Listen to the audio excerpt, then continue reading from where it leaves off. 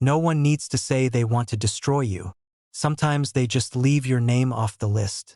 That silence can break you or it can build you. For one 15-year-old boy, it did both. Before he ever lifted a championship trophy. Before a crowd shouted his name. Before people called him unstoppable. Caleb Hayes stood in a quiet school hallway, staring at a list that did not include his name. He had just been cut from the team. He was not injured, he was not sick. The coach simply decided he was not good enough. What happened after that moment changed his life forever. The gym at Westfield High smelled the same every morning. Rubber and old sweat and something underneath that, like the walls themselves had soaked up years of sneakers and effort and big dreams that did not all come true. On most days, Caleb liked that smell. Felt like home. But on the Tuesday morning in October when Coach Merritt posted the roster, that smell felt different, heavier, like the building already knew something he did not. Caleb got there early. He had barely slept the night before, not because he was nervous exactly, but because his brain would not stop running the tryouts back. The 3-day stretch of drills and scrimmages and clipboard moments he had spent all summer preparing for. He kept replaying the second-day scrimmage, the one where he threw a no-look pass that hit his teammate perfectly in stride and the assistant coach looked up from his notes for the first time all session. Surely that meant something. He walked fast down the hallway. Sneakers squeaking on the tile floor, the fluorescent lights above buzzing the way they always did in the early morning. Like they were still waking up. There was a single white sheet of paper taped to the bulletin board just outside the gym doors. Coach Merritt's handwriting, 12 names, the Westfield High varsity basketball roster. Caleb stepped up to the board and read it. His name was not there. He read it again, this time slower, starting from the very top. Going line by line like maybe he had somehow skipped over it the first time. He finished at the bottom of the list and stood very still. Nothing.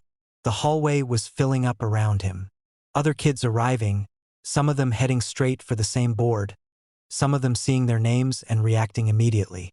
A kid named Marcus, someone Caleb had been playing pickup ball with all summer, someone he thought of as a friend, spotted his own name near the top, pumped his fist, and let out a loud yes that bounced off every wall in the hallway. Caleb did not move.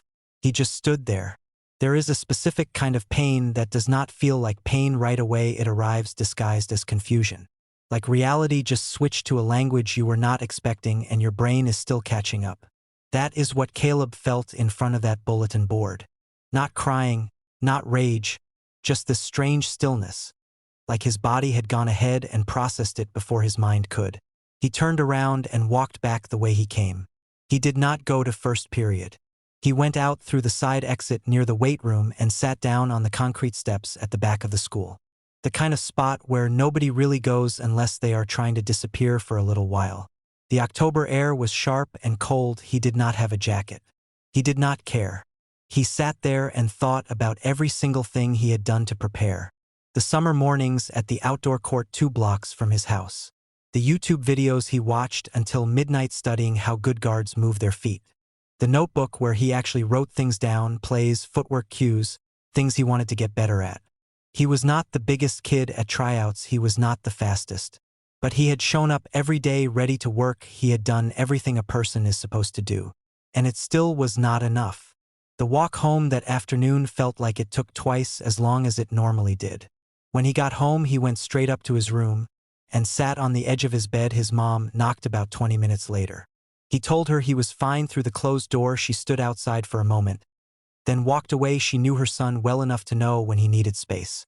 That night, after the house went quiet and his little sister was asleep and the sound of the TV downstairs was just a low murmur, Caleb lay on his back staring at the ceiling and felt something arrive that he had never really dealt with before. Doubt. Not temporary doubt, not the kind that shows up before a big test and disappears after. This was the kind that sits down and gets comfortable. The kind that starts asking questions you do not have answers to. Questions like, what if the coach saw something real? What if the version of yourself you have been believing in is just a story you made up because you needed something to hold on to? He was 15 years old, lying in the dark, and for the first time in his life, he genuinely wondered if basketball was something that was simply not meant for him. The week after getting cut was its own kind of strange. School felt like it had physically changed somehow. The hallways, the lunch tables, the way certain conversations stopped including him without anyone deciding to stop them. It just happened naturally. Marcus and the boys who made the team now have practices and games together. They will share many experiences during the season. Caleb didn't make the team, so he is not part of those moments. No one is being mean to him, it's just the way things naturally happen. He was invisible in the way that hurts the most, not noticed enough to be mocked, just quietly removed from the picture. His dad sat with him at the kitchen table about a week later. No long speech, no dramatic moment, he just looked at Caleb and said, "You got two choices, you stop or you keep going and make them regret it." Then he got up and walked back into the living room. That was the whole conversation. Short, direct, and somehow it landed harder than anything longer could have. Caleb went to the outdoor court the next morning. Not the school gym. He did not have access to that anymore, but the one 2 blocks from the house, the court with the bent rim on the left side and the faded paint on the 3-point line and the chain-link fence that rattled when the wind came through. He got there before 6, it was still dark, nobody else was around. He just started working. Not on anything impressive. He was not trying to learn some advanced move or develop a signature skill. He went back to basics. Caleb started practicing basketball by himself. He worked on his footwork, dribbling, and scoring close to the basket with both hands. He repeated the same drills again and again until his arms felt very tired. He practiced so early in the morning that his sneakers became wet from the morning dew on the court. The next morning, he came back and practiced again. And the next day, he did the same thing. Every day it was the same routine. He woke up very early. The basketball court was empty. Sometimes he missed many shots. His hands got blisters from practicing so much. But he kept practicing. He kept repeating the drills. And most of the time, he practiced alone in silence. He watched video at night and took notes in the same notebook, then woke up and applied it in the cold before school. His hands got rough. His knees were always a little sore. Some mornings he lay in bed in the dark and the warm and a voice inside his head made a very reasonable argument for staying there. Nobody is watching. Nobody cares if you skip one day. He got up every single time. Around 2 months in, something shifted. He was running a left-hand layup drill, the same thing he had been doing since the beginning, and the footwork was suddenly just right. The angle was right. The ball came off his hands soft and dropped through clean.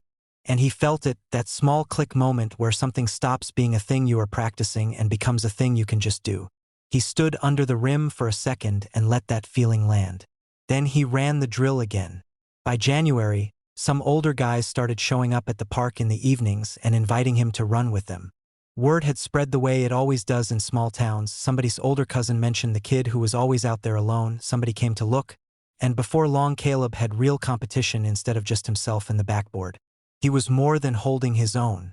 But then something happened in late February that had nothing to do with basketball. His dad lost his job. The plant he worked at cut the department with 2 weeks' notice.